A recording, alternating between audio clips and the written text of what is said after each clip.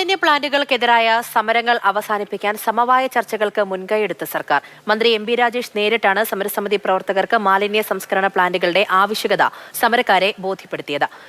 വൃത്തി കോൺക്ലേവിനോടനുബന്ധിച്ച് തിരുവനന്തപുരം കനകക്കുന്നിൽ സംഘടിപ്പിച്ച മുഖാമുഖം പരിപാടിയിലാണ് സർക്കാർ തുടർ പ്രവർത്തനങ്ങൾ വ്യക്തമാക്കിയത്. മാലിന്യ സംസ്കരണ പ്ലാന്റുകൾക്കെതിരെ സംസ്ഥാനത്തിന്റെ വിവിധ ഭാഗങ്ങളിൽ എതിർപ്പുയർത്തുന്നവരെ കാര്യങ്ങൾ ബോധ്യപ്പെടുത്തുന്നതിനുള്ള സർക്കാരിന്റെ ശ്രമത്തിന്റെ ഭാഗമായിട്ടായിരുന്നു പരിപാടി. മാലിന്യ സംസ്കരണ പ്ലാന്റുകൾക്കെതിരെ സമരം ചെയ്യുന്ന 13 സ്ഥലങ്ങളിൽ നിന്നുള്ള നാട്ടുകാരെയാണ് മുഖാമുഖത്തിന് ക്ഷണിച്ചത്. Thiruvananthapuram Muttathara sewage treatment plant ഉൾപ്പെടെ നേരിട്ട് സന്ദർശിച്ച ശേഷമാണ് അവർ ചർച്ചയ്ക്കെത്തിയത്. മാലിന്യ സംസ്കരണ പ്ലാന്റുകൾക്കെതിരെ പൊതുവായി ഉയർന്നുവരുന്ന വിമർശനം സമീപത്തെ ജലസ്രോതസ്സുകൾ മലിനപ്പെടുത്തുമെന്നതായിരുന്നു.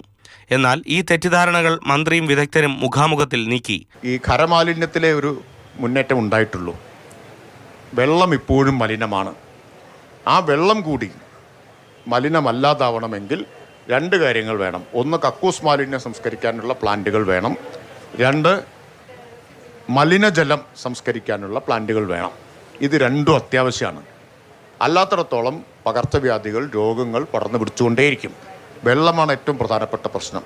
കുറേ മാറ്റമൊക്കെ ഇപ്പോൾ വന്നിട്ടുണ്ട്, കുറച്ചുകൂടി മാറ്റം ഉണ്ടാവണം. അപ്പം അതിൽ നിങ്ങളുടെ കൂടെ സർക്കാരുണ്ടാവും. ചർച്ചയിൽ മുൻ ചീഫ് സെക്രട്ടറി വി. വേണു മോഡറേറ്ററായി.